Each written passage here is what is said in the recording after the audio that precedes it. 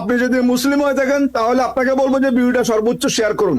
সবাইকে বলবো আমাদের সমর্থন করতে। যারা মুসলমান তারা তো নিশ্চয়ই মসজিদ বানানোর জন্য তারা খুশি হবে মন থেকে। আরে আমি একজন মুসলমান, আর আমি মুসলমান হিসাবে আমি চাই যে পশ্চিম বাংলার মুর্শিদাবাদে বাবরি মসজিদ হোক।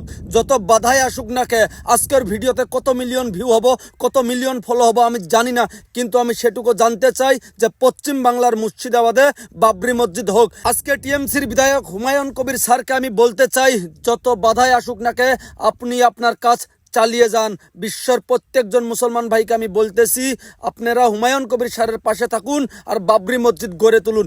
আজকে বিশ্বের প্রত্যেকজন মুসলমানে আজকের এই ভিডিওটা শেয়ার করবেন, যাতে মমতা ব্যানার্জি আজকের ভিডিওটা দেখতে পায়। পশ্চিম বাংলার মুখ্যমন্ত্রী মমতা ব্যানার্জিকে আমি বলতে চাই, আপনি ভুলে যাবেন না পশ্চিম বাংলার 70% মুসলমান মানুষ আপনাকে ভোট দিয়ে আপনাকে মুখ্যমন্ত্রী বানিয়েছে। তাই আমি আপনাকে বলতেছি, আপনি মুসলমানদের পাশে থাকি, পশ্চিম বাংলার মুর্শিদাবাদে বাবরি মসজিদ গড়ে তুলুন। ভিডিওটা ভালো লাগলে একটা ফলো দিয়ে পাশে থাকবেন বন্ধুরা।